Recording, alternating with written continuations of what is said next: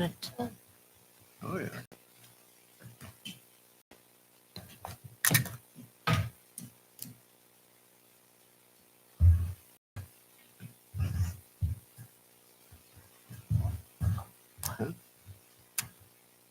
Yeah. Possibly. Oh. Fancy.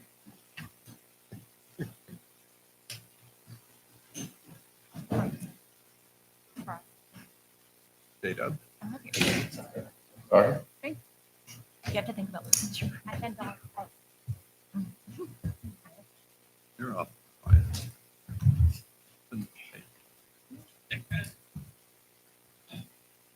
Hey, Johnny.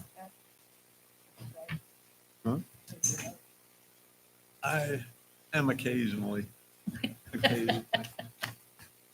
Once or twice a year.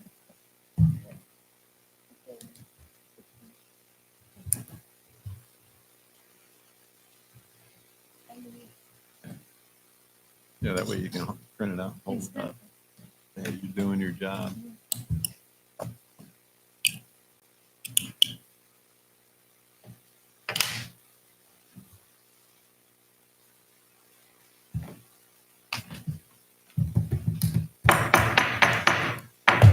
Ladies and gentlemen, the clock does read 7 o'clock, so I'd like to welcome everybody to the regular city council meeting agenda for June 4th, 2024.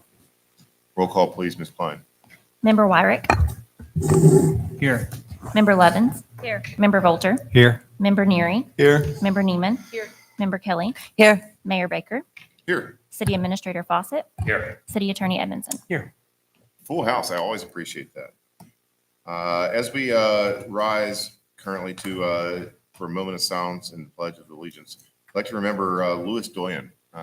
During our Memorial Day parade, we always like to recognize everyone who's was lost in action. And Louis Doyen, I believe his name was not read. So as you have your moment of silence, please remember Mr. Doyen, his family, and the sacrifice he gave for our country.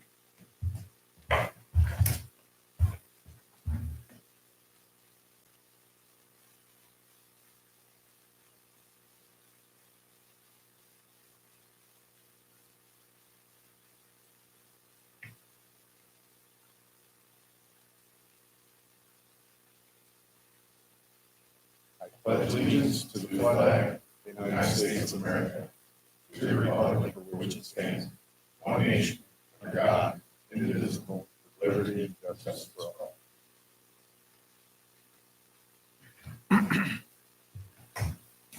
Thank you very much.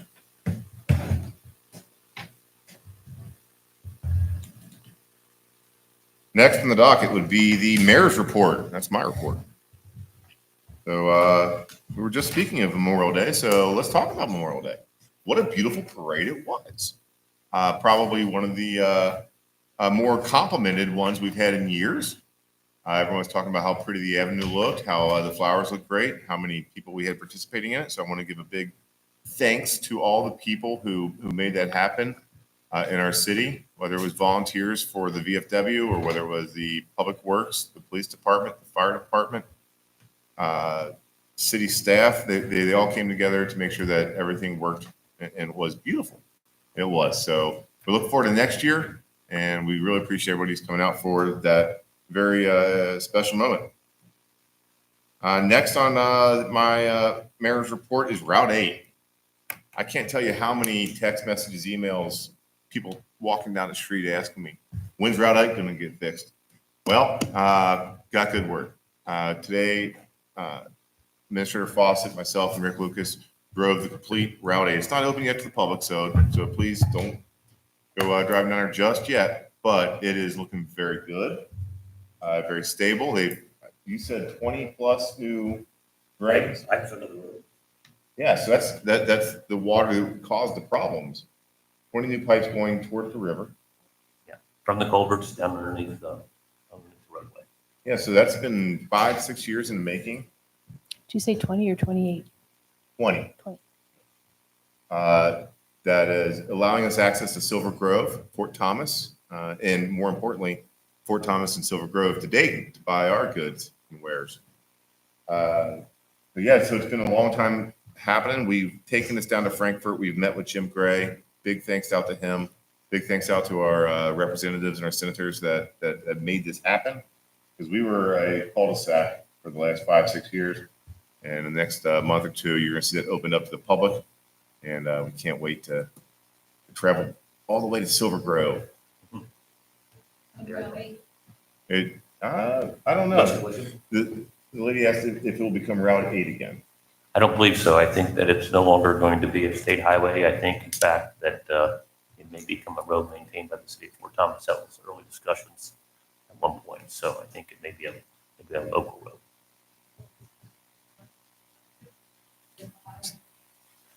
That's a state, it's not a state highway. Route 8 is a higher level, but it's a state route currently. I'm not sure if we'll stay a state route or not. Good question. So I'm very excited to bring that news to folks and look forward to seeing you all traveling Route 8 or whatever number it is here soon. Next is, I think when I first moved here 15 so many years ago, I really wanted one of those cute little maps that had all the cities, businesses, and the streets located on it with the cute little icons and all that. And a couple of months ago, we met with Sue from Town Artist, and she said she wanted to do that for the city of Dayton and Bellevue as well. And last week we got the finished result. So over here, I gave everybody in the city council and on stage up here a copy of this, but over there, you're welcome to have your own copy. So I think we have 17,000 of these. Yeah, that's a lot. Maybe that's between the two cities. But how cute is this? So we have all our little restaurants and businesses located on here, our city building, our parks, our riverfront walks. Officer Cooper is focused in here. So this is great that now we can get these out at our businesses. You can get free copies at City Hall and visit these businesses and show them their patronage because they make it all happen. But this is just fun little marketing for the city of Dayton. And we are so happy to be able to work with Sue to make those things happen. So grab yourself a copy, put it in your house, visit those businesses often. And lastly, the crossword puzzle. So I get every month a copy of KLC's Kentucky City. If you're a city nerd like myself, this is your magazine each month. This is awesome, and they always have a crossword puzzle on the magazine that goes through different cities. And we made number 8 down today. The most northernest city in Kentucky. And that's Dayton.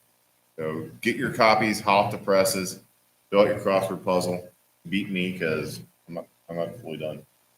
And, yeah. So that is my mayor's report for June 4th. Which moves us on to the approval of minutes. Ms. Klein, please. I move to accept the minutes from the May 21st, 2024 meeting. Member Neary's made the motion. I'll second it. Ms. Kelly's made a second. All in favor? Aye. Aye. Any nays? Any abstentions? So it passes. Now we'd like to welcome anybody from the audience to come up to the podium to address city council or staff regarding legislative items on tonight's agenda. Again, this is just for items on tonight's agenda.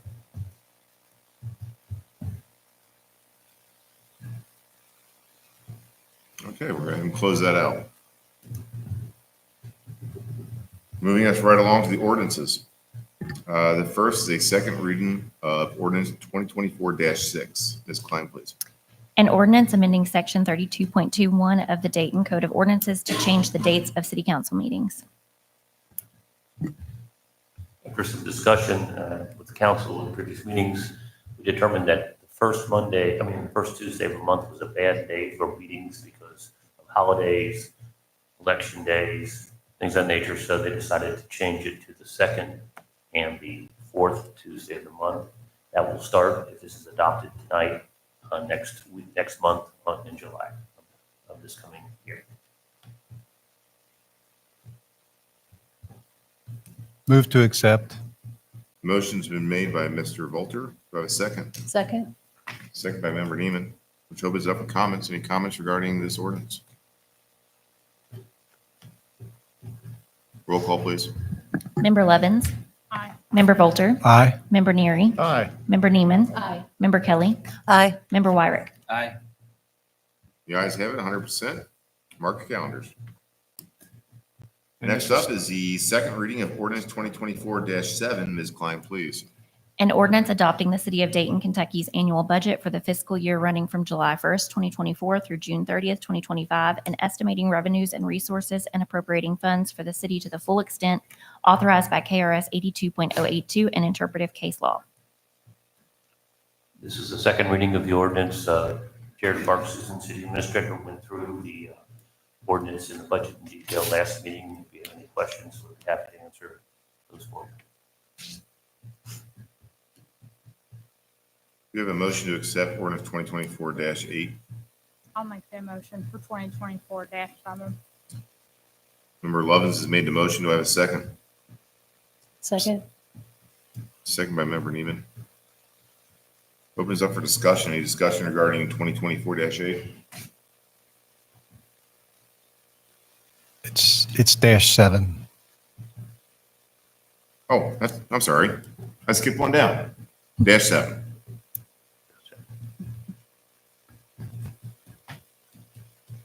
All in favor? Aye. You have to do a vote. Sorry? You Want have you to to do vote a roll call individually? vote. Roll call. That's correct. Ms. Klein, please. Member Volter. Aye. Member Neary. Aye. Member Neiman. Aye. Member Kelly. Aye. Member Wyrick. Aye. Member Levens. Aye. I'd also, Mayor, like to compliment staff, especially Mr. Barks, for this great presentation, especially the way it's all compared to previous years. It doesn't go into all the detail, it's more or less an overview, but it's easy for anybody to understand. So, That's well all done. That's all Jared Parks. Remember, Joe, Yeah. 8 years ago or so, it was a spreadsheet and line item by line. Yeah. So much better these days. So brings us along to the next, which is the second reading of ordinance 2024-8. Ms. Klein, please. An ordinance amending section 3301 and 3302 of this Dayton Code of Ordinances to reflect that fire and EMS services are provided in the city of Dayton by the Fire Department of Bellevue Dayton LLC under the terms and conditions set forth in an interlocal agreement entered between the cities of Dayton and Bellevue, Kentucky, and approved by the Commonwealth of Kentucky. And this is a second reading. Do I Move have to, a motion to accept? motion to accept 2024, number 8. Member Volter has made the motion to accept. Do I have a second? I'll second. Member Lovins made a second. Any comments, questions, concerns?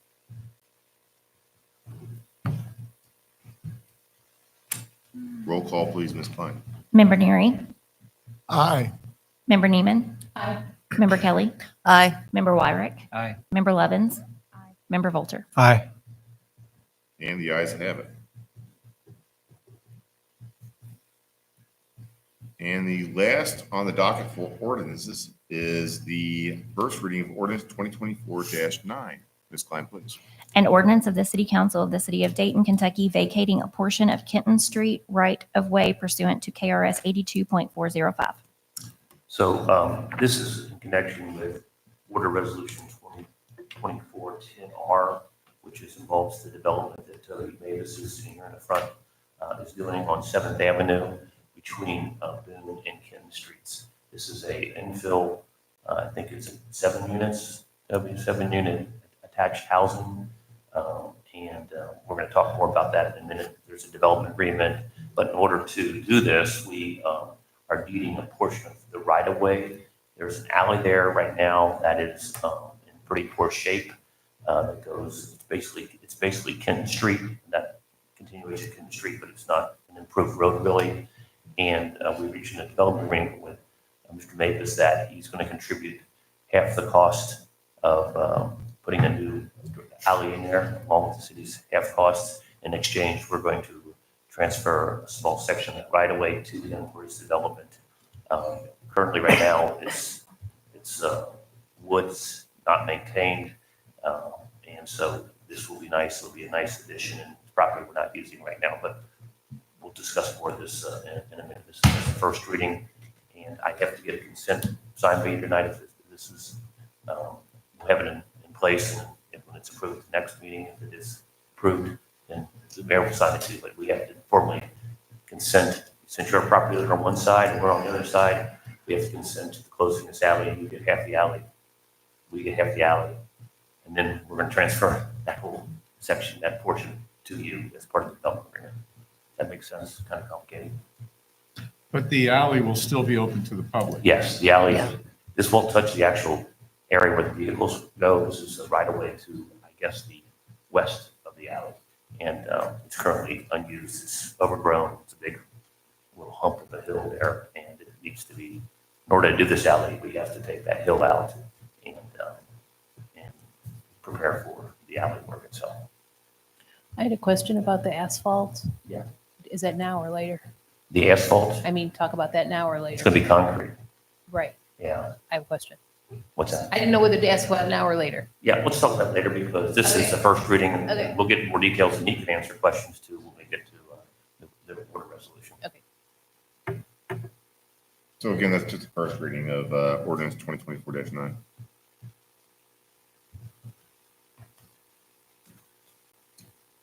Next up is the order resolutions. The first one would be order resolution 2024-BR or 8R. I need readers. I've come to that conclusion in my life. It happens overnight. It does. Just like that. And Jay gave me his. Once you go, you won't go back though. Your eyes don't get used. Nope. We all got some to lend you. I'm fighting, but dash 8R. Ms. Klein, please. An order resolution of the City Council of the City of Dayton, Kentucky, authorizing the mayor to enter into an environmental restoration and preservation contract with the Northern Kentucky Stream and Wetland Restoration Program and a conservation easement with the U.S. Army Corps of Engineers in connection with a stream bank restoration and preservation project in Sargent Park. So this is a very exciting project. So Sargent Park has a stream that runs through it called Cover Run, and everybody knows that. Unfortunately, over the years, it's eroding near our pavilion there as well as the parking lot, and it's actually getting very close to undermining our parking lot. So there is an organization in Northern Kentucky University called the Northern Kentucky Stream and Wetland Restoration Program, and they take on projects where they are able to restore stream beds. I know about this because when I lived in Fort Thomas, they did a major stream bed restoration project in Tower Park, and it was amazing what they did. What they try to do is create an environment so it comes back in a natural form, while at the same time protecting the hillsides, the banks from further erosion. There's a gentleman by the name of Scott Fennell who's been doing this for 25 years, and we invited him down, Joe Neary, myself, and Rick Lucas Melton, probably a couple weeks ago, and he did a whole assessment of the park and went around and looked at it. And he told us something that we didn't know. He said he probably thinks that at one point that was dammed up right there where the bridge going across was probably a dam created by the farmers for their cows, for water, whatever. And because of that, there was so much sediment that built up that the stream's going crazy and it's cutting through and having major erosion issues. That's probably why it's undermining our parking lot. So the great thing about this project is it won't cost us any penny. So what happens is the developers, when they develop land and they impact streams and wetlands, they don't improve and mitigate that on their property. They have to, the Corps of Engineers requires them to buy or to purchase into a development bank and pay money for the damage they're causing to those streams. This mitigation bank, it's called a fee mitigation bank. NKU's, this group operates that, and they take those monies that developers pay into it and do public restoration projects like this one. It's going to be about $1 million, all paid for through this mitigation bank. The city won't pay a penny. So it's a really amazing project. They do great work. He says it's about a 4-year project. It takes about a year for it to go through the Corps of Engineers. It's a long process, But once that's done, the next 3 years, they'll come through and do the whole street. And I'll take down some trees that fall in the creek, and there'll be some disruption early on, and they're going to build us a new bridge, one that we can actually get our public works equipment across and to the other side of the creek, which we can't do now. So it's a really amazing project. We're really lucky that they've agreed to submit this to the Corps. It still has to be approved by the Corps, but he thinks it's got a very, very good chance of being approved. So that's what this is all about. Happy to answer your questions. Thank you, Mr. Foster. I will gladly make the motion to adopt Order Resolution 2024-8 Romeo. Thanks for the pilot phonetics. We have a motion by member Neary. Do I have a second? Second. Second by member Neiman, which opens it up for comments, questions, concerns. Comments, questions, or concerns? The only question I would have is just to make sure that the in lieu fee mitigation bank is actually is compliant with any other trust or conservation agreements that are already in place at the park. There's a conservation agreement that is required by the Corps, but we already, all those protections were in the deed, so it's not going to impact it. We already aren't allowed to develop on this land. So the good thing is that it's already in place, and this just basically is, I guess, an extra sheet over top of it saying it will be used for any other purposes. And if you do want to build something in the area and park related, the Corps can sign off on it. When will work start and when do you think it'll be finished? He said as soon as we get this agreement, he's going to submit an application to Corps, so we'll start immediately after approval. Okay.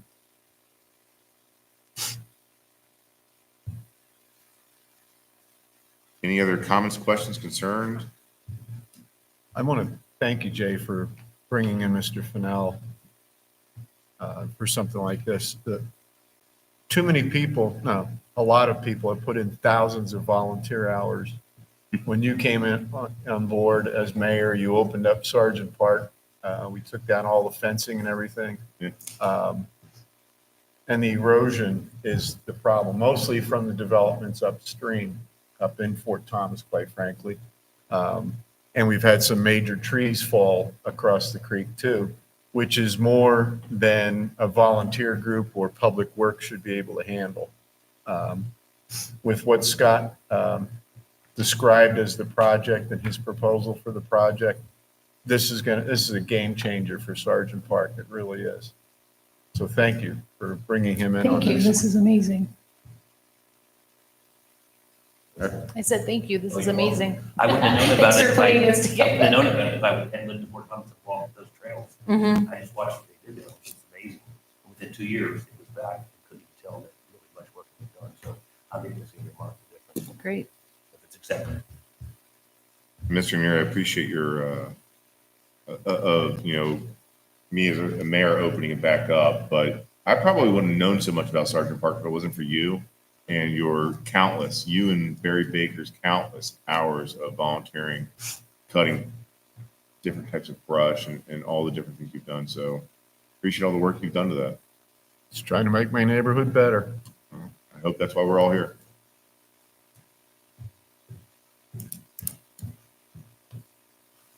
Any other comments regarding this resolution? The motion was made by member Neary. It was seconded by member Neiman. Roll call, please, Ms. Klein. Member Neiman, Aye. Member Kelly, Aye. Member Wyrick, Aye. Member Levens, Aye. Member Volter, Aye. Member Neary. Aye. The ayes have it. Go Sergeant Park.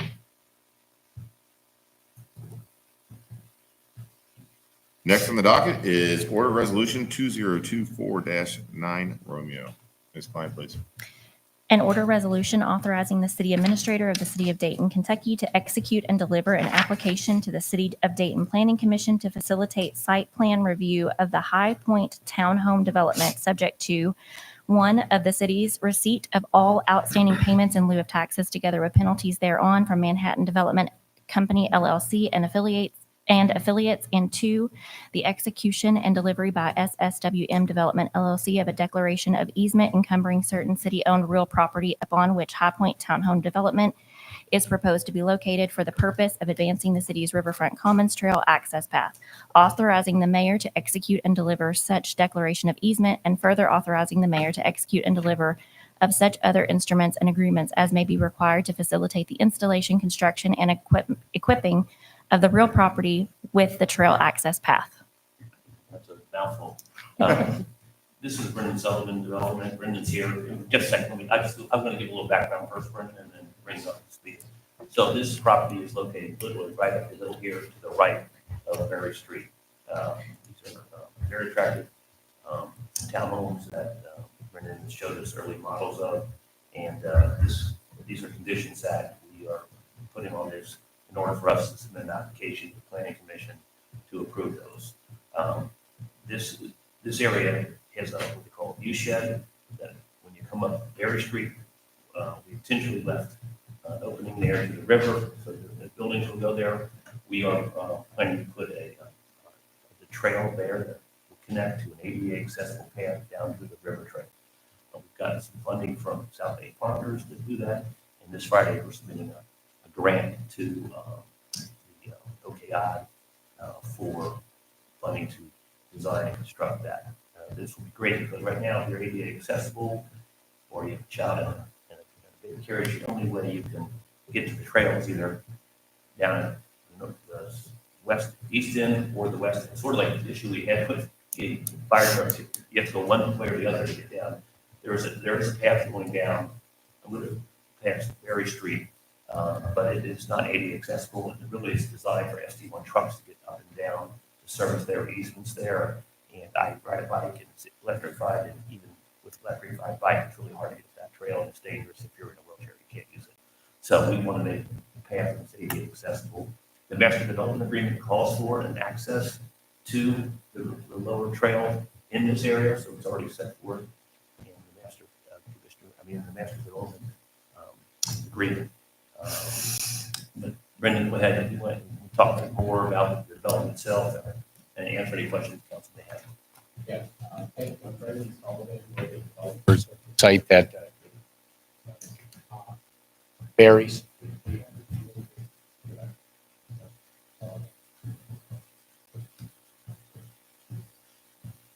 Jay and his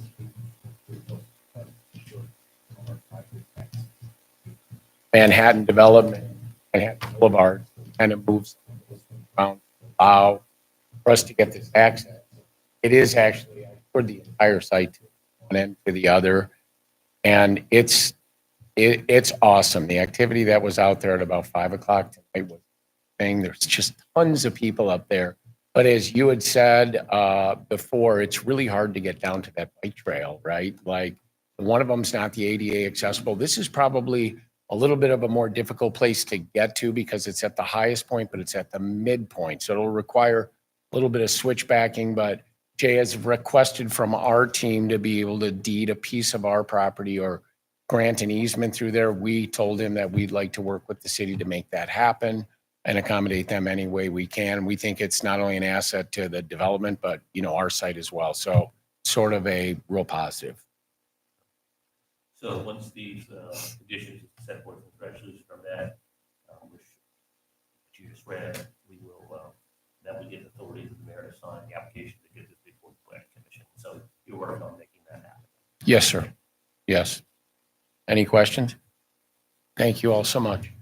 Thank you. How wide is the easement proposed? It's 23 feet, but we're not going to use all of that.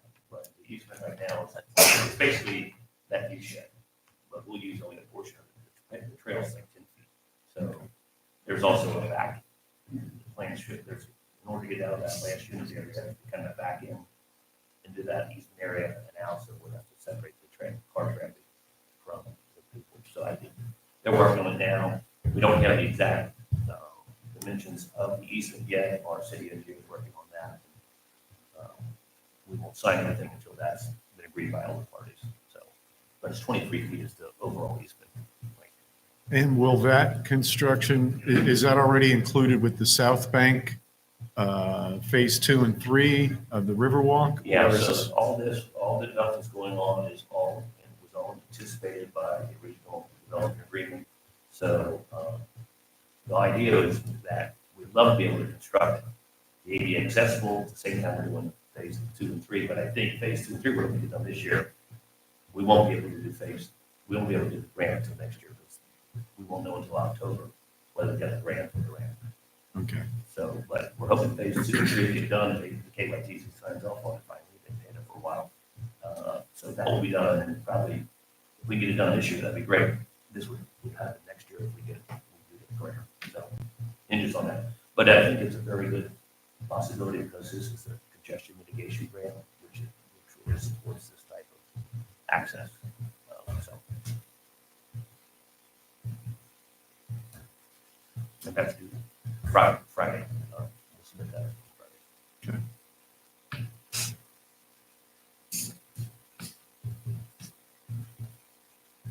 Thank you, Mr. Sullivan, for your appearance and answering any questions. Does anybody else have any questions regarding Order Resolution 2024-9 Romeo?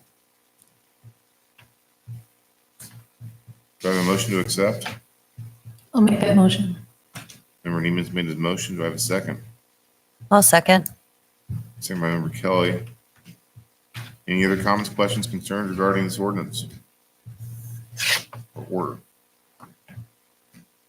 Roll call, please. Member Kelly, Aye. Member Wyrick, Aye. Member Levens, Member Volter, Aye. Member Neary, Aye. Member Neiman. Aye. Ayes have it.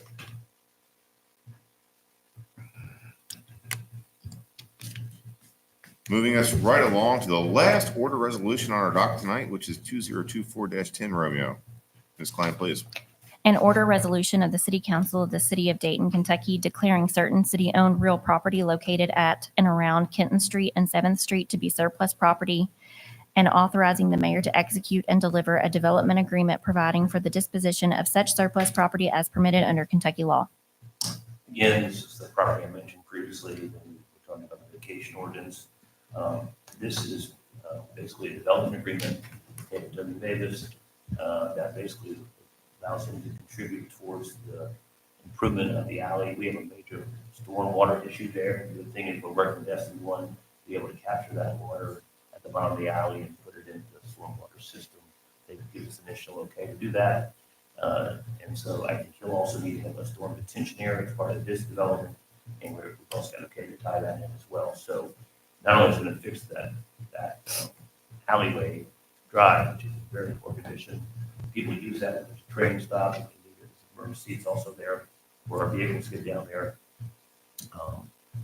Like the ambulances can go there. I don't think fire truck can get down that alley, but the ambulances definitely get down there.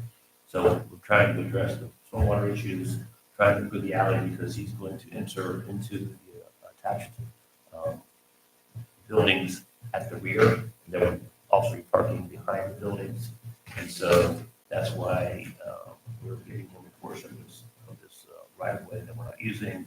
In exchange for that, he's going to contribute for half the cost of the this street improvement, which is going to be concrete and asphalt, and we have storm drain system as part of it as well. So, Ben, do you want to say anything about your project, where you are? We're still, waiting for this to be approved to get the final construction drawings and details on that, but this will definitely make a huge difference on entering back of the property and, benefiting hopefully also the houses behind, because all that water right now runs off to those houses that are behind Right. my property. So this is going to contribute to alleviating that headache for those property owners.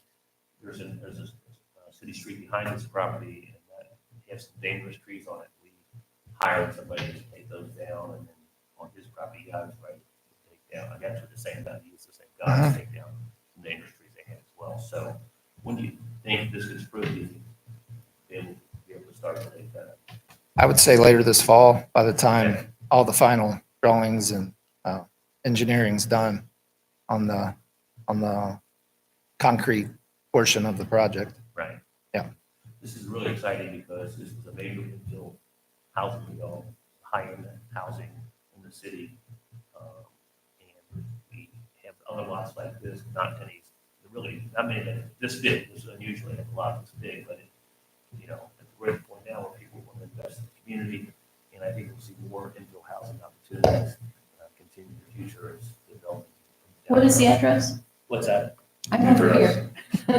What what is the address of the, what is the address of this? So it is, what is the It's address? 1023 7th. My property's 1023 7th. Avenue. So if you come down Boone, and take a right, there's a couple houses there, and then there's a large empty space. If you look at the it's clear, and then the alley, it's right there. So it's between Boone and literally Ken is the street of the alley, that's the street. So it's on the north side of the street. I have a question. Yes. Maybe you can explain something to me. Sure. Everything, I guess, that I've read about stormwater management and all the problems that we've had around here, part of it maybe is that we have impervious surfaces, concrete and asphalt everywhere you can lay it. And so the water just moves down like a rocket because there aren't any way to absorb it even very temporarily. And I don't know, the different things that I read suggest having pervious surfaces that just suck it down just for a second, you know, and try to mitigate the wave coming down. So why is it a good idea to have concrete? Well, this was discussed with Jay as far as being, I think, a more permanent, something that's not gonna, They have, the SC money going to require them to do a permanent detention area there to get all impervious water and hold it until the storm. So it's putting in concrete and then having some kind of what? curb. There's no reservoir. curbs right now, so now the water can go, especially Goes with down the hot, you know. So you're kind of, it's a smooth surface and you're kind of rocketing down to what? Oh, it's not a smooth surface by any stretch of the imagination. Right now, it is broken up Right. asphalt. I mean, it's down, I just mean the ideal thing. What would be the ideal thing? I think, long-term concrete. Okay. Yeah. Why is concrete better than having a pervious surface or some kind of concrete is impervious surface. impervious, Pervious surface is porous? porous, yeah. Right, but like that's what you kind of want, according to things that I've read, that it temporarily holds the water. I mean, this It's is, a lot more expensive and it doesn't really last as long as other. Going to be more maintenance with asphalt. And long-term, there's going to be a lot more, upkeep with the asphalt, I believe. with the alternative to concrete or asphalt. Yeah. Neither one Yeah. of them, they both don't absorb water. I'm talking about why don't we use something that absorbs temporarily water so it mitigates the wave that has nowhere to go? Other than the storm system, which is about, Sure. archaic. Yeah, I can't answer that question. Okay, Well, the good thing is that it's going to capture, SC1 is going to capture all the water that this impervious surface creates. And that's why they're going to put a detention basin there. And so that basin will catch the water and slowly drain it into the storm water system. So I thought our goal was to not all funnel so much water into the storm system because we don't have the separation between sewage and stormwater that other communities have, and we have like an archaic system. If the storm water system here, we can tie into. Okay. SC1's already signed off on that. Okay, So he will capture it all. He won't, I mean, I understand. yeah, don't want to Impervious capture, materials are like ready. keep it, And yeah. there's some of it, SB want to see it, he said SB1, they have part of treatment parking lot like that, but it does not last as long. But that's when you really don't have an opportunity to capture the stormwater. He's going to have that opportunity. He's got I get that space part. back there to do it. So, yeah, it gets a lot more expensive. It's a lot more expensive than. So the nice way is more expensive. Cost is an issue, Okay. like everything. And there's no requirement that he do it under our zoning code. Mhm. Some cities, progressive cities are doing that, requiring. more. Progressive cities, is that what you just said? We don't have it. Did you say progressive cities are doing There's it? a lot of progressive cities that are requiring some of these developers to do that type of thing. Yeah, We don't have it here. I don't think any communities in Northern Kentucky require it. let's get progressive. Probably out west, you're probably gonna have that. Yeah, well, there's a reason. It's, Well, we've always had a problem with that alley, especially as it runs to the north downhill. I know, Rick, you put probably 20 tons of gravel in there over the years and it always washes out. So having it controlled, no, that's probably not the ideal solution, is dumping a bunch of gravel. I'm not an expert on it, but everything they read, you're supposed to temporarily try to catch the water, not funnel it into the storm system. supposed to like just catch for a while, so it has an opportunity to evaporate and, you know. Well, With right this, now, it's I'm running just curious down. why we don't do that, With because this- I know that when you pave everything with a non-pervious surface, you're creating a rocket system and you don't, you know, there are ways around that. I don't He know. was just saying that there are progressive communities that do integrate that, but it's expensive and we don't do it. So it's not the ideal solution, is that we won't pay for it, is what I'm hearing. Fine, I just want to know. Well, right now, it's all gravel, which is a permeable surface, a Mhm. porous surface. It might not be the And we have a ideal, though. major stormwater Right, but that runoff. might not be the ideal, just dumping a bunch of gravel. That might not be the modern solution for pervious surfaces. I don't know. It is so steep there, I don't know Yeah. what you could put down. That's what I I was don't gonna either, say. I'm not an Slow it expert, down. just asking. That's what I was gonna say, that the steepness of that alley going, I don't, especially with a heavy rain, Yeah. I don't know It's what, just as an entire community, Yeah. we pave everything. And then we wonder why we have, sure. you know, I mean, there's nowhere for it to go. And as he said, you know, other communities who are willing to spend the money are addressing this and, you know, just curious. Well, you're going to have a small retention area Mhm. there. Yep. Is that going to be tied into the stormwater or combined sewer at that point? That Yes, is it that's the is. game. We've got FC1 approval to do that. So we will tie at the bottom of our driveway, what we call it alleyway, All right. there will be a detention area. They'll have a detention area and that they will drain into, there's combined sewer that they've designated as storm sewer. So we'll have to put stormwater into that. But we'll do it like all these detentions do it on a slow basis. It's not going to do it during a high rainstorm. The water stays there and it slowly seeps into that stormwater system. Well, anything we can do to eliminate the damage down on Sixth Right. from the houses down below. The street that comes over from, is it Benham? Benham's one street Then up. that's down. That's the one that comes up from Sixth. Yeah. Where you can turn right into that gravel alley. Yes, Is that also going to be paved, That's not a part of concreted? this project. This is Kenton. This is Okay. Kenton Street here. That's one that's being paved. Okay. Then there's one block.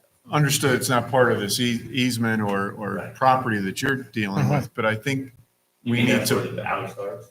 yeah, I think we need to plan on paving that alley, especially for emergency vehicles when there's a train block in Sixth. This is a good start here doing this, but yeah, something we can look at for sure. Okay.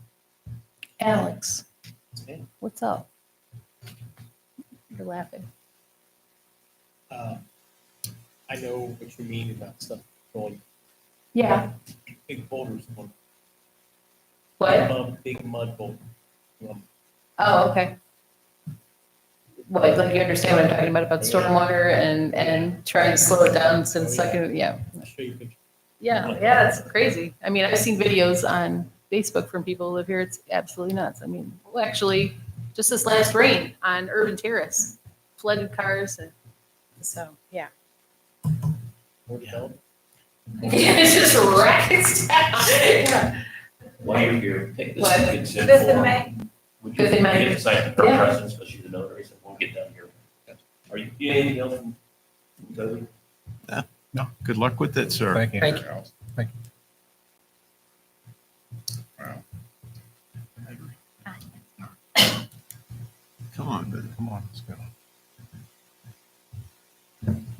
Water will find a way, I believe my father said. So you slow it down.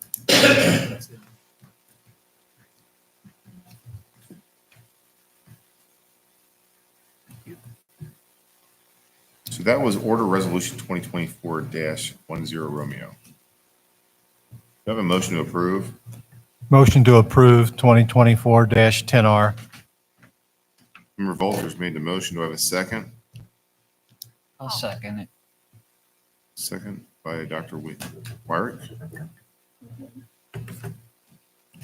You have comments, questions, concerns regarding? Yes. I think if we approve this, I think we need to start looking at what Jay is talking about more progressive communities, looking at different ways other than asphalt and concrete, non-pervious surfaces that we pave everything and the water has nowhere to go and we could be a little more. I think a good idea would be to have SD1's stormwater management personnel come in and give a little lesson. That would be great. Because I think Yeah, with their recommendations going forward Yeah. and what's current now in Yeah. terms of, temporarily holding it, temporarily absorbing it instead of, rocketing it toward like toward a storm drain that's going to shoot it into the storm system that probably is not going to be an all-over solution for the entire town. But every time we get hit hard, Fifth and Main, Urban Terrace, these people on, it's a town-wide thing, and then we keep paving. So I think we need to look into that.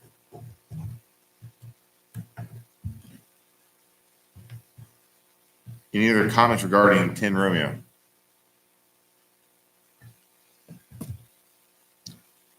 Got a motion to accept by Member Volter and a second by Dr. Wyrick. Ms. Klein, roll call. Member Wyrick? Yes. Member Levens? Aye. Member Volter? Aye. Member Neary? Aye. Member Neiman? Aye. Member Kelly? Aye. The ayes have it. Rolling right along to our department directors' monthly reports. As always, in the city of Dayton, it's ladies first. So, Ms. Patterson with your code enforcement report, please. Right, you have a copy of my report. On the report this month, you'll see that there were a lot of blanks again. It's time for rentals. We had 99 citations that were written for those. So far, 40 of those have complied.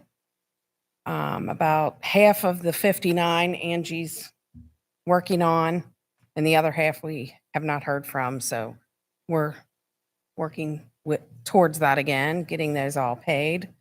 Bill has almost completed all the inspections.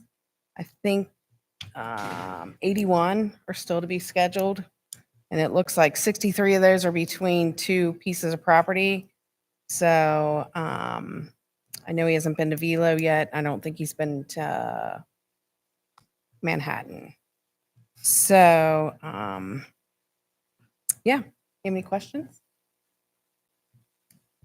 No? So all the blank ones where there's no citation or description, those Those are rentals. those are failure to pay the rental. Correct. Okay, thank you. Yes.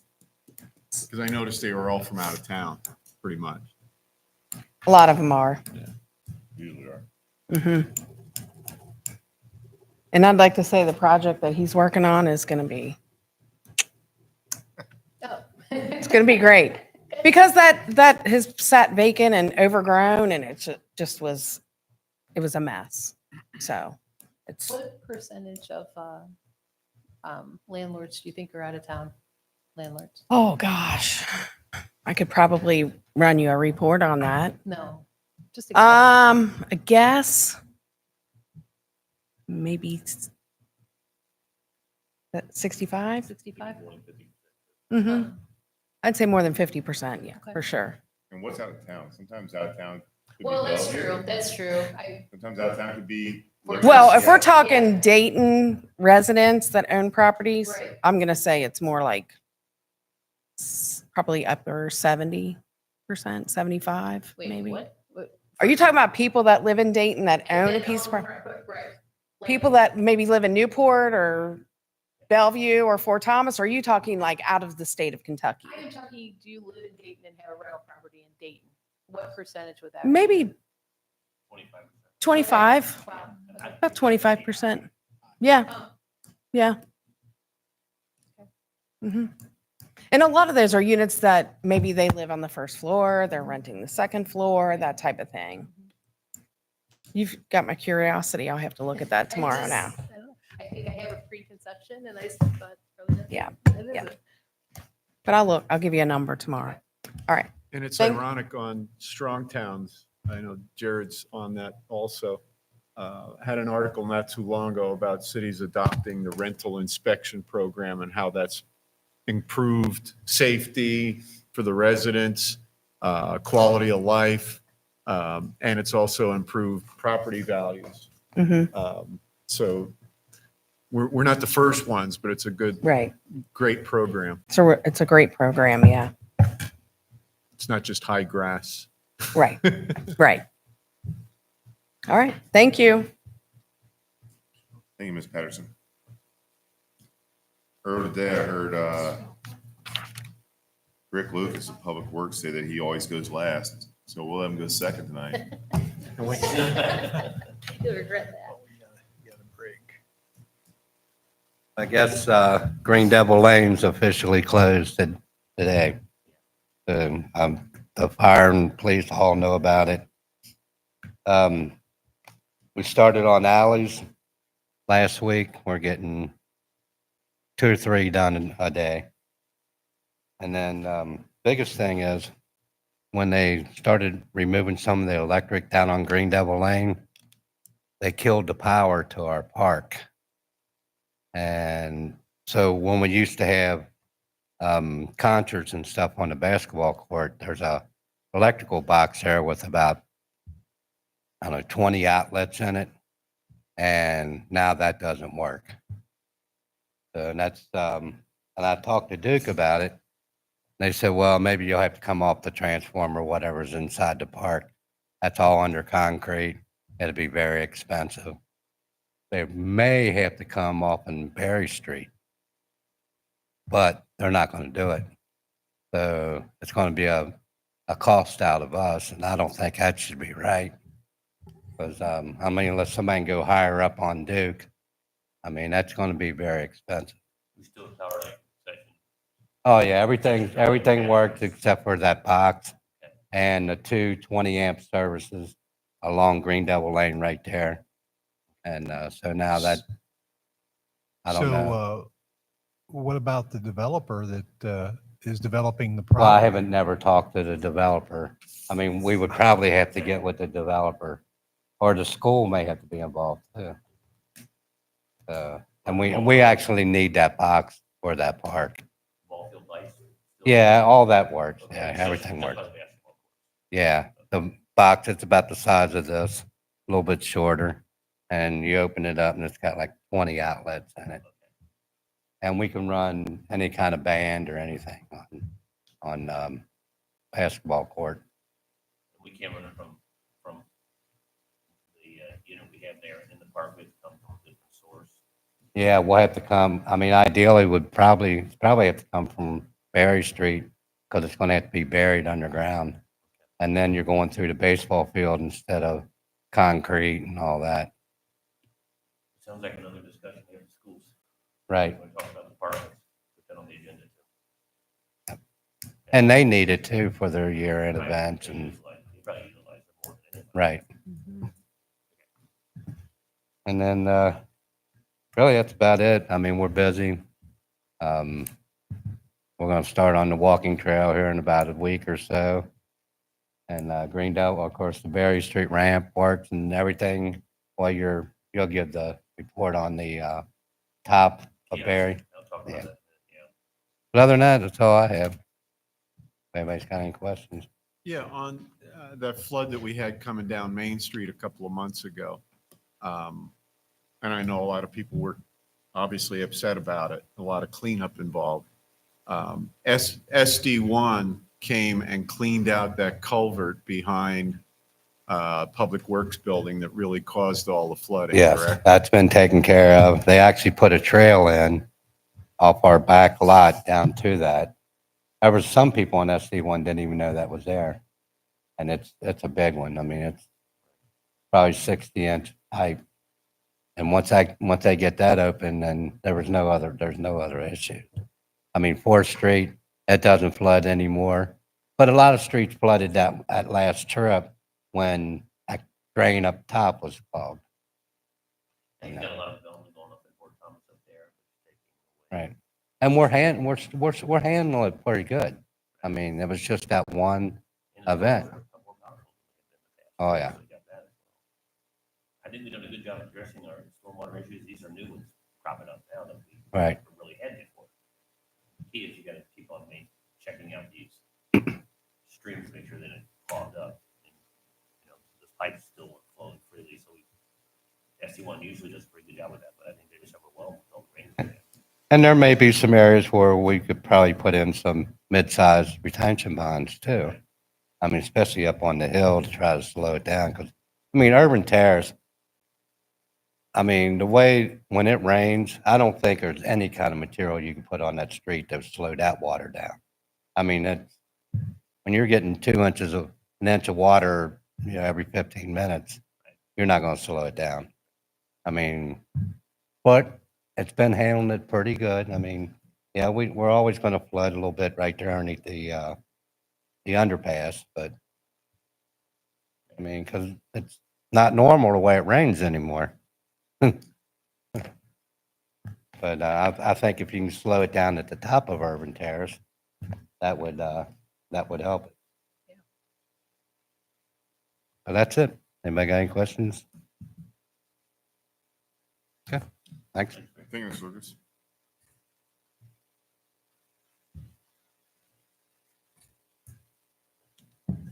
Moving right along to Police Department, Chief Hatfield.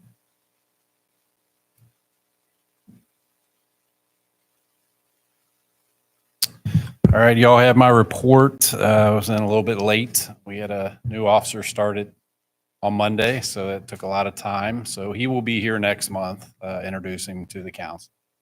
So he's going to have a busy week this week. Secondly, we got Summer Bash. That's going to be July 13th from 2 p.m. to 6 p.m. Rick Wolf reached out to Sergeant Lynn Kugel, and they are going to assist us. They're going to pay for a petting zoo.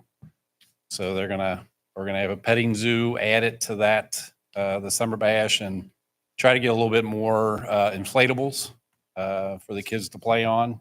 Hopefully I'll bring more kids down to the park than we usually see. So again, that's July 13th. We'll have a flyer, and then we'll get that out to Jared, and we'll put it on the Facebook page and just let people know. Just letting people know a little bit ahead of time. So When is it? July 13th, 2 p.m. to 6 p.m. right now. I don't foresee that changing at all, but we'll have a flyer. We'll get that put out. I'm just kind of getting a little ahead of the game, try to get it out there so people know about it. That's enough time we can get Campbell County Library and that. Yeah. Is it Land Kugel putting it together? Yes. And Spears. Officer Spears. That's it. Oh, I have Spears is involved, and I imagine Cooper's involved. Cooper will be there. Petting thing. Yeah. We'll be part of the That makes petting sense. zoo. That makes sense. Any questions for the chief? Police staff? No, we're still one down. So we're getting a lot of applicants. We're diligently going through them and looking through, trying to get a lateral if we can, but if not, then the academy's pretty far away. So, and that, getting that officer through, it could be summer of next year, how backed up it is. So.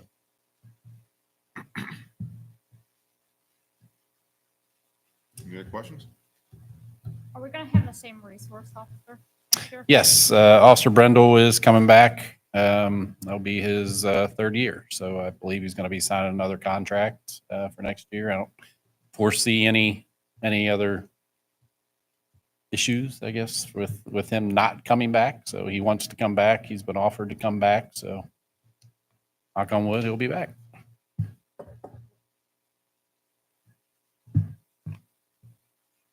Anyone else? All right. Thank you. Have a good evening. Last and most certainly not least would be Chief Atkins from the fire department. Thank you, sir. You all have my report. It's going to be short and sweet. Not a whole lot to add to it. We do have a fire board meeting coming up on the 19th. It's the third Wednesday. Along the lines of what Chief Hatfield was talking about, we will be having July 17th. We're going to be hosting lunch for kids in the community in the firehouse. Melissa from Bellevue is doing a Bellevue bucket list, things to do for the kids in the city, and we forwarded on to Jared to add them on as well. So we will be having lunch in the firehouse on the 17th for all the kids in the cities. So we'll be doing that as well. Other than that, I don't have a whole lot to add. Any questions for Chief Atkins? Yes, sir. No, sir. Oh, you look like you're ready to pull the trigger. You're looking like you're ready to pull the trigger on something. Yeah, you had a bullet in the chamber. So, June 19th for the meeting. yep.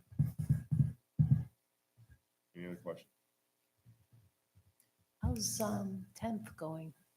Well, I mean, I know there was a video posted, last week, I guess, after the parade for the run they had up there. And it seems like it's since all this has started, we've made more runs up there than we have in the previous 6 months. I don't know if that's coincidence or not, but the guys can make it up through there. It's and on that video, they chose not to go up through there. It is hard to navigate the ladder truck up through there, but they can get through there if they have to. But if they don't have to, they don't. They're not going to put themselves in that position because a lot of times if they do make runs up there, they'll back up and come back down instead of going up Dayton or going up McKinney. Because especially McKinney, to make that turn off of McKinney is just too hard on the truck. It binds up the frame. So we try really hard not to be on those streets unless we absolutely have to. We can be on there. That day there was, it was a one-off because there was a delivery truck there delivering some cabinets. So it was a U-Haul delivery truck. So we couldn't have gotten around the U-Haul truck anyway, but that could be any street at any time. These streets are small. I know, like I said, last month, 100 block 4th, 400 block of 4th. We just know we don't go on the streets unless we absolutely have to. 200 block of Prospect and Bellevue. We are not on that street unless we absolutely have to be. And that's just kind of, we know that. So we try to avoid those streets. We can get down them, but And up them. You get up Dayton. yes. Okay. Yes. So we just try to avoid them unless we absolutely have to be on them. And again, it's just small town, small streets, big fire trucks. Streets like that. Yep. That's exactly. Bellevue has streets. Lafayette. There's some streets we can't turn off of. We can't make the turns. And, even the ambulance can be tight. And we just know there's some streets we either don't go down or we'll go the wrong way and then back out just because we can't make turns off of them. And that's just kind of the nature of these cities. And, that's part of us knowing the cities. I'm out at least once a day. I go out and I'll drive and look at different areas. I know we have issues and see what's going on just to know the streets, make sure if there's any issues that we can address ahead of time. It's like, Green Devil shut down. So I know if we got to get to the park, we got to go down to Clay and cut over 3rd. And it's just stuff that we have to know on a daily basis. So we try to plan for that ahead of time. I know that last month we talked about we were going to have some kind of street study about what's going on up there. Like one side is going to be no parking or whatever. Was there any talk of what? Well, I was going to talk to you about that. Okay. Talk about that one. Mike Yeager and I visited 10th Avenue yesterday, took measurements, walked the whole length of it up to Dayton, part to Belmont. And so he's going to prepare a report, making recommendations on what he thinks should be done. And we looked at whether we talked about traffic, whether one way, he doesn't think one way is going to make a difference because that street is only 24 feet wide. So he said basically park cars on both sides, 8 foot for one side, 8 foot for the other, 8 foot in the middle. There's not much room for error. So something's got to be done. He's going to make some recommendations provided me, which I'll share with you. Okay. We also checked Dayton Avenue. It's only 18 feet wide. Yeah. Which is even more problematic. That might be more complicated. We'll talk about that in his report as well. And we went down Fourth Avenue too. It doesn't seem to be the same issue that we have up there in those 2 streets, but because it's a one-way street and that helps a little bit. You don't have cars coming both ways. So he's going to try to get something to me here in the near future. Okay, thanks. Chief, you said something. I'll let you finish my sentence here for me. When we were discussing about whether you get up 10th or not. Mhm. If it's burning or bleeding, If it's bleeding or burning, we'll be there. so I believe that with our guys and girls. All right. Thank you. Yes, sir. Thank you. Have a good evening. And that concludes the department director's monthly reports, which leads us right into the city administrator's report. Mr. Fawcett, please. Yeah, I had a couple of things. One was 10th Avenue, so I just shared that with you. The other good news is that Wayfarer Tavern announced this past Thursday that they are going to open a new restaurant in the Burke Building. They're taking all commercial space on the first floor, and it's going to be I think a high-end pizza. There'll be a bar in there as well. There also will be a portion of it that will be quarter golf, pub, private events if you want. They'll have a kitchen in the back, which also will have a direct carry-out door into it. So I think it's going to be Mike Hughes put a lot of time and effort into this plan for this. So I think you'll see some construction happening here soon. It probably won't be done for a while, but it's very exciting for the city and the building that was basically underutilized for very many, many years. So it's great to see that happen. There's only one unit left for rent upstairs. At least it was a week ago. I don't know if they have been rented by now. So that would be a fully occupied building, one that's been empty at least 50 years, right? Right. Well, off and on. Apartments still in there, probably 25 years ago. Only other thing is, we had the city managers, South Bend City Managers meeting today. The digital kiosk that we were planning up here at the top of Berrien and Hatton Boulevard should be delivered here in a couple weeks. We are going to be running electric and internet from this building up there to the top of the intersection there. That would be the southwest intersection. You'll be seeing construction soon. There'll be concrete pad put in. The kiosk will go on that concrete pad, and then it will be programmed with information maps of the city, showing restaurants, bars, boutiques, shops, also showing the trail system, probably have something about the history. The content will probably take time to evolve. There'll be some stuff early on, and then we'll add more as it goes. I also learned today that the wayfinding signs at South Bank Park, by the way, the digital kiosk was made possible by a very generous gift from South Bank Park. They're paying for that. The only thing we're paying for is the platform that's going on. They're paying for running the electric internet as well as the actual kiosk, which is like $80,000. The other thing that I wanted at the meeting was that wayfinding signs will be, in addition to this, there will actually be wayfinding signs on the trail system and in the city, helping people get from the business community onto the trails and from the trails into the business community. They're very beautiful signs. Each city, the signs will be similar in each city, but they'll have different colors. Ours will be green, and Bellevue's will be purple, and there'll be a highlight of red, Newport, blue, and Covington. So you'll see the signs consistently throughout the cities, but each city will have its own color designated that you're in that city. So we think that's going to be installed here later after the kiosk, probably later in the summer. So that will be exciting. Really help visitors in this community figure out where they're going. So The kiosk is right on Berry, right? What's that? Is this kiosk right on Berry? there'll be a kiosk on Berry, on this side, Berry, which is an electronic kiosk. There'll be a wayfinding sign on the other side of Berry. Okay. That will point down and show you where the downtown is, where the river edge trail is, where Bellevue is, and things like that. So both those are going to be installed this summer. So Thank you, Mr. Foster. Do we have any questions for the city administrator? No questions. Thank you for your report, sir. Next on the agenda would be audience comments. Please feel free to approach the podium. Name and address, please, and anything you want to speak to council or administration about. Hi, Hello. Name and address, please. my name is Becky Shanks, and I live at 819 Fifth, and I've been there for 31 years now. I've lived in Dayton all my life, which is 69 years. So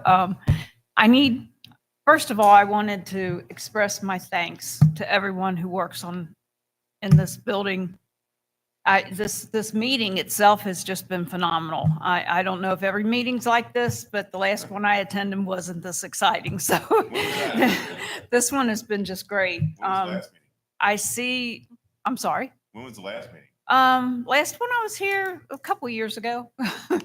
So, but this has been great. I've seen all of the improvements and everything around town, and it's moving so quickly. That's just, I know probably it seems like it's not moving quickly for you all because you're working it. But when you're on the sidelines, it just seems like it's just going so quickly, and all the improvements are wonderful. Thank you.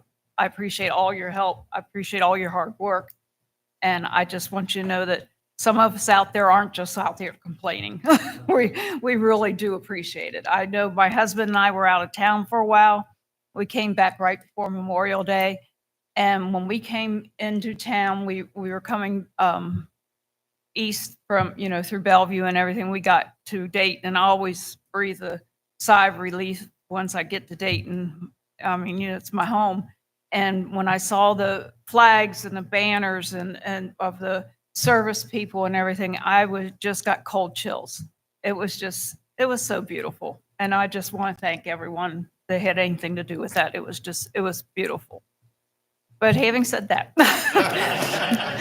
I need advice, and I need your help. I don't like it when someone just plasters stuff on Facebook or something like that without trying to get help for something that they're bothered by, or I just need help.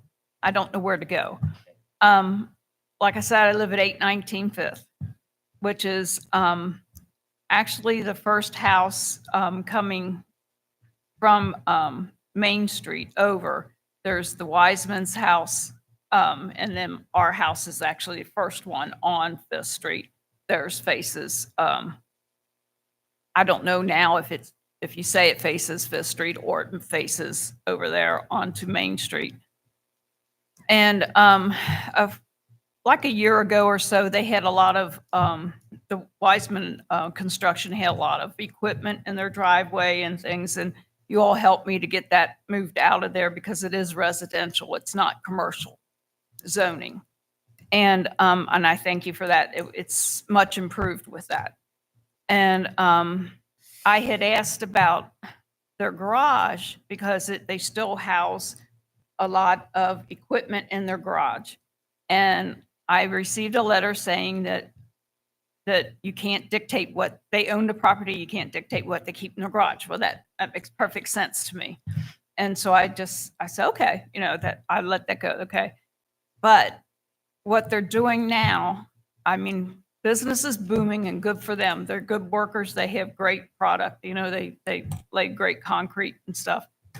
But what they're doing now is from early in the morning until late at night, I'm hearing constantly their trucks with the beep, beep, beep, pulling into that garage, and them unloading the rebar and loading up the trucks. And they're not doing anything wrong. They're being a construction company. They're doing what their business takes. And I'm not saying they're doing anything wrong that they shouldn't be doing as a business, but I live in a residential zone. I shouldn't have to hear this all day long. They don't even, when I look and I checked it today, the businesses that are listed in Dayton, they're not on our business. I mean, does that mean that they don't pay business taxes in Dayton? I mean, so I don't know. If they're working out of that garage and loading up their trucks and everything, when I see their business, it's listed in Fort Thomas and Silver Grove. It's not listed in Dayton. So they're working out of Dayton. So I want to get some advice and get some help. Thank you. Let us know this, so I wasn't aware that was happening. What I need to do is talk to the enforcement director, Cassie Patterson, about whether there's. And she did help me the last time to get they had a big compressor and things in the driveway and all that kind of stuff. And they were rubbing up against we have a wooden picket fence, and they were rubbing up against that. The paint was coming off our fence, and now their property is into apartments now, and they keep the garbage cans away, and they keep a pile of brick and concrete block. They keep that away from our fence, so it's no longer damaging our fence, and then that's good. And the compressor and things have been all moved out, but now I think they're the garage is full of rebar and wood, and I think that their business is booming, and so they're in there constantly dragging it out and loading their trucks, and then at night they're unloading their trucks, putting it all back, wheelbarrows and things like that. And their trucks the beds are steel or whatever, and they're noisy, you know. How early in the morning? How many days? About 7 o'clock in the morning till like 7 or 8 at night. 7 or 8 at night. Let me talk with Okay. Cassie about it, and we'll be in touch with Okay, thank you very much. I appreciate that. See whether there's violations there of the zoning code. Okay, thank you. I appreciate it. We appreciate you bringing that to council and also the kind words. They're noted. I- I'm sure. Thank you. Sure. The podium is still open for next person, name, address. Jerry Huntley, 585 Manhattan Boulevard. By the way, I fixed your sound system tonight. It should be sounding a lot better online. Listen to this. You're welcome. Sound good? Everybody happy? Good. First of all, I want to thank Rick and you guys for what you're doing down on the harbor. Are you familiar with wild parsnip and poison hemlock? It is everywhere down there. Beth's already been to the hospital for it, the whole thing. I want to show it to you. I've got pictures I took of it. Your guys need to wear a mask if they're cutting it when it's dry, because if not, if poison hemlock's ingested, it can kill you. The other will just give you super bad rash and blisters, okay? We'll talk about that. You and I will get together. Question, lawn ordinances. Do we have lawn ordinances and or job site cleanup? And Brendan was going to meet me about this and he slips out real quick. So Jerry, when is our cleanup day? Have we already done it? Yeah, so we did have one. Spring cleanup day, yes. Okay, I'm not talking about that. I'm talking about a true lawn ordinance. If that house over there has weeds that tall, what happens? We call code enforcement, we cite them, and if they don't cut it, we. Okay. And we cut it and put a lien on their property. Here's my question. The whole Manhattan Harbor Boulevard is that freaking tall. Okay? Just an FYI. When you go look at Fetter's job site and then you go look at the other job sites down there, Fetter's is amazing. It's cleaned up every night. And then Beth and I still have to go and take a whole plastic bag every evening and clean up from point A to point B of junk from lunch, et cetera, on down the street. No reason for that. So primarily it's from, The multifamily, right here. this one. No. Well, up here, we don't even walk up there. I quit going up there. You're talking east where you live. Yes, Okay, yes. okay. And just so everyone knows, we did get everything. The actual address tomorrow by email. What's- You send it to me. What the Yes. address is on Manhattan Boulevard. Okay, we'll do. And then the last thing is the noise ordinance, and I know Ben and I have all talked about this. I called to Charlie, and the reason the boats do not go south, or let's say westbound on the river or downriver, is because they have a noise ordinance in place. And I would like to see the city of Dayton do some kind of the same noise ordinance to control all the boat traffic. Because again, this last Saturday night from 12 o'clock to 2 o'clock a.m., it was loud. I have pictures. I have video from 12 to 2, and it's Queen City and even B&B once in a while. B&B, their music is respectful. Queen City's is a DJ that every other word is MF and this and that, and it's extremely loud and will wake anyone up who's living in the backside of the apartments all the way down Manhattan Boulevard. And then the worst part of it is if they're coming back down and it's 1:45 and they're there 15 minutes early, they literally stop and park in the river right behind our homes. Okay. We have a noise ordinance, I need to look at that, see how it applies. It's not stated well enough like what Bellevue's is. Read Bellevue, see how it's stated. I would love to see an ordinance change to complement that. That's all that's on my list. Thank you very much. I'll look into it.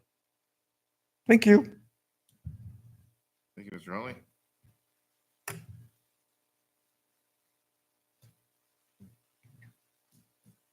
Yeah. Podium is still open for anybody who'd like to address council, administration. All right, we're going to go ahead and close that out. Which brings us up to new business. Council, anybody got new business? I understand that we're going to be meeting with CSI about the schedule. Did we do that yet, or pick up? I saw that in the tomorrow morning. So here's another issue that you might want to address. So apparently when CSI puts the crates on the back of the truck and it Republic? dumps it, CSI. or Republic, yeah, Republic. And if they spill garbage in the street, they are not picking it up. Okay, because they left bottles lay on the street. Yeah, but you know, so, The final year of that contract, and that's something we're going okay, all right. get out here coming up in the next year, so. Yes, okay, we're meeting them tomorrow, I think, right, Kathy? So that will be an issue we will raise with them. They've also missed some days as well, delaying pickup for by a day, so that happens occasionally, but it's happening more than we would like. Appreciate it. Thank you. And on that trashy note, as long as you're talking to Republic tomorrow, which is great. One of the problems we always have is when there's a holiday, people don't know, is it delayed? Is it not delayed? If we could get that information from them in advance and put it out to the public in advance that, hey, trash pickup is going to be on a regular day or it's going to be delayed by a It's day. on our website. They give us the schedule every year. Yeah, I think we need to push that information out too, maybe on the.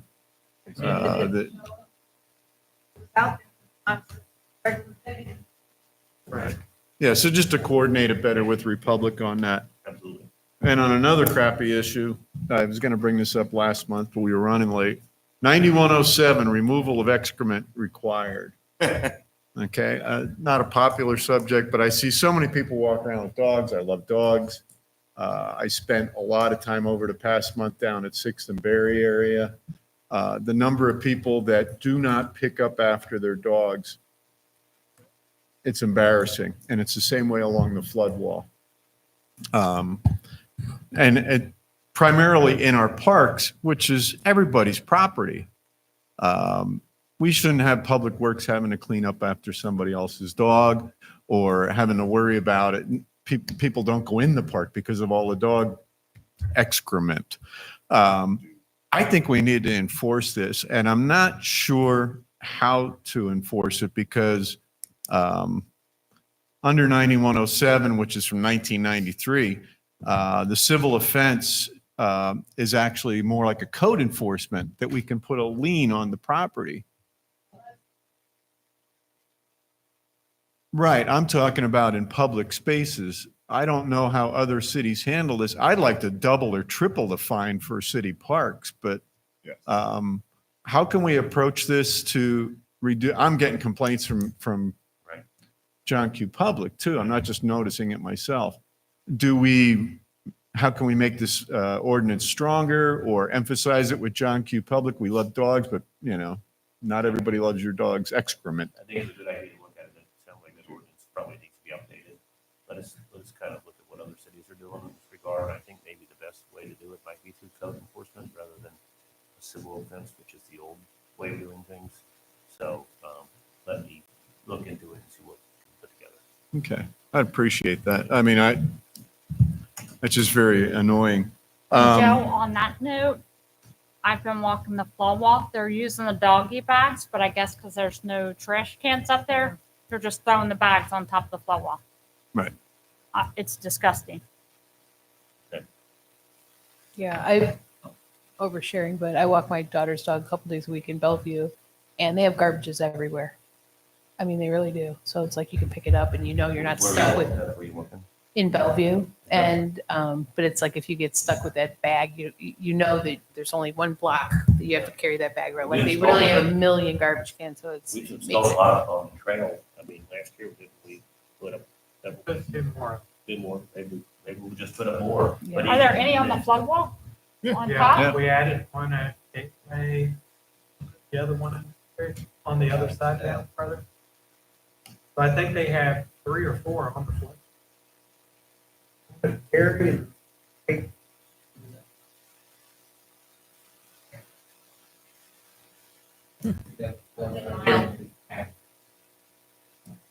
I didn't-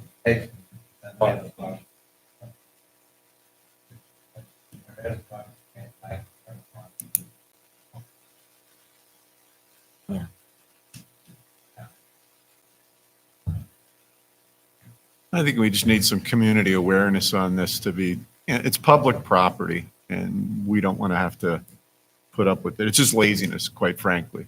And even if there's no bags and we've got the mutt mitts in all of the parks and I see people walk right past them. And anyway, if we could address that sometime this summer, that would be great. Yep. Last thing I have is Lincoln Road. We had a comment from a resident up there about the speed of the traffic. I noticed that coming up the hill from Bellevue on Lincoln Road, the speed limit is 20. On the Dayton area, it's 25. Should we consider reducing it to 20? Alex, I'm not sure, but is 25 the minimum? Is 20, can you go down to 20 on a road? You know, I thought 25 was what the minimum. I'm sorry, I was looking at impounding a dog, which is Okay, one of the sorry. penalties. Oh, You can actually that impound the sounds dog. fierce. That would get someone's attention, wouldn't it? I remember a case out of Food Park where they tried to take it under 25 and it was challenged. They lost that. That was years ago. A city We had to road? look A at city that. road? Huh? A city road? City City street. road. I'm sorry. It's a city street, not a City- state route. City street. So Okay, and you want to reduce the speed limit? From 25 to 20. from 25 to 20. We can look into it. Okay. I think don't know usually off it the- says 25 unless otherwise posted. I mean- And pretty much, We're going to have an ordinance that governs it, right. so we'll see what the. I I've don't- seen I can't, 15, but I can't see why we couldn't do it. It's just you can't drop it if your ordinance prevents it from happening. So we just Right. got to amend the ordinance. But you still can't impound a dog if it helps. Oh, on the other what if the subject, dog's doing 27? Pound it. I'm looking at it. Changing the speed would do what by 5 on Lincoln? Just to update a sign? I mean, people's gonna do this, whatever speed limit they want. I don't disagree. People don't look at their speedometers. And from 0 to 20 is this much on modern speedometers. I think it would just bring some more, maybe a little bit more awareness in this. I think sitting up there and watching it, I think he's a neighbor of mine. He has a valid complaint on that straightaway coming down from Lincoln until you start going up past Lynn. There's some people that cruise through there at a pretty high speed. Hey, Chief, is there a place, I know it's kind of a tight spot there to put our speed sign up there, speed limit sign up there, or is it too tight?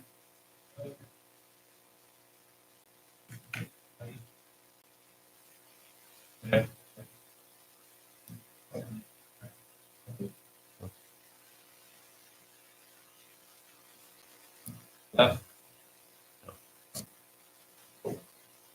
It might be something to think about. Let's see what we can do about that. I think that would help remind people that they need to be slowed down.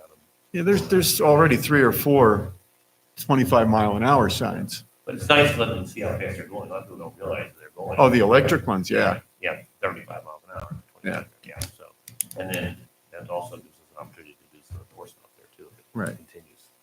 But let's look at it, see if we can find us a place to put it up there. That's the case. We need one on every block. I've been teaching my kid how to drive and it's a nightmare in this city. That's sort of a dangerous road. I'm just saying throughout the whole entire city.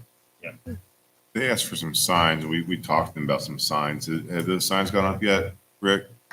They asked for some slow children signs. Have they gone up? Have those gone? They're on order. They're on order. All right. So we're trying.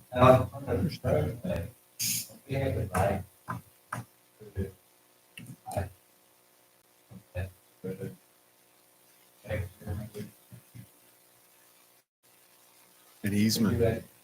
It's above my legal pay grade. You're talking about right away, Rick? We own, depends on exactly how much, but 8 to 10 feet past the curb. So that's all city owned. Sure can. Mike Avery looked at that. They have, they can figure out where the easement is. Yeah. Now, if they have easement, we can do it. I think there's a pretty good easement on, at least on the north side of that road, because I remember when we allowed someone to put a wall up there, that was all right of way. So there should be on the north side of that road, easement space, put a sign there.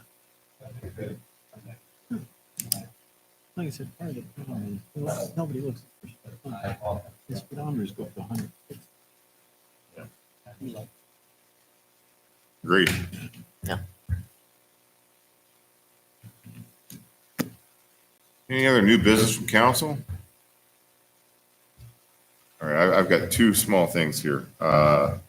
First thing is, I know we're coming up, we received some money from the opioid relief lawsuit. That was, a lot of money was given out to the cities of every city in the state of Kentucky. How much did we get, do you know? I don't know what the total amount is here, but it's been, we get dribbles and drips and a big chunk, and so I would say it's close to $100,000 at this point. There's not too much we can do with it. When we first got this money, I was like, can we put it towards a new fire truck? Because Lord knows we ran the wheels off the fire trucks for years, saving lives.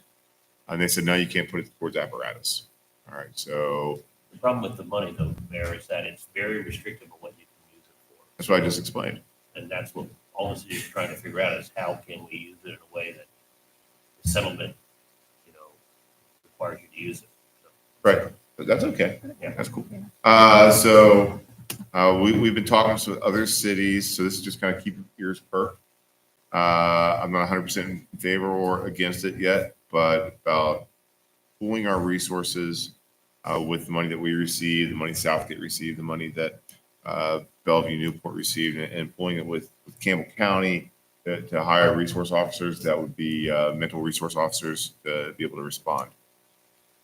So sometimes I'm leery about these types of things because we pull our money for other things, and sometimes it seems like Dayton doesn't get the services that we want, we deserve. When we put our money in there, and we want animal control, all of a sudden animal control doesn't show up. So we kind of talked about this a little bit, and we have to determine whether the opioid fund will allow you to do this, but some communities have social service, social workers basically that work hand in hand with the police departments. Alexandria, I know, has I think at least two. Arlington has one for sure. I know other communities are looking at too, because here's the thing, police officers, a big part of their job is doing social service work when they should be out on the streets. And the more they have to do with that, the less they can get back on the streets. So what happens is, and then there's the following. Someone has a domestic abuse issue or, an addiction issue. Who's following up to make sure they get the treatment or whatever. So one of the ideas is, can we take some of that money and jointly have one or two social workers that go around to help the city police departments handle these issues, and fire departments too. So we have to see whether that money allows us to do that. The county administrator sent an email out to all cities saying, hey, we'd like to get together and have a conversation about this. We're going to have that in the next couple of weeks. And it's not just social work, there are other issues too that they might be able to do as well. So if we combine all our money, we might be able to make a difference. But we've got to make sure that those resources are coming to our community as well. So In Chief Halfhill's report, I think it was, 23 domestics this month. It was like the most I would of say, everything, I think, was 23, I think that's an average for us, about 20 a month. really. 20 a month is about our average. If you go back on my reports, it's roughly anywhere between 19 and 25. So with the social work, it would really help with mental health and people in domestic situations. So Okay, good. it takes, the top two are domestic and drug related, right? Yep. And drug, yeah. parking's taken over now. Is that parking new? All this parking? It's more enforcement. Oh, okay. While we're on the topic of traffic, we've got a quick answer. Between Fifth Street and east of Clark, it's 15 miles per hour. Green Devil Lane's 15. Maple Street to south of 10th is 10 miles per hour. So the answer is, of course, you can change it to whatever you need to. We have the authority to do it. But it looks like everything else is said the speed limit is 25 miles per hour, except for those three areas. So we'd have to, I guess, change our ordinance. Just amend the ordinance to include that. Last time you guys did it was in 1995. Thanks, Alex. They don't call him the best city attorney in the business for nothing. Especially because you can impound a dog for the excrement. Now that is a novel approach. And then if you impound it, they got to pay all the fees and the cost and make sure that it's vaccinated and licensed when you do it.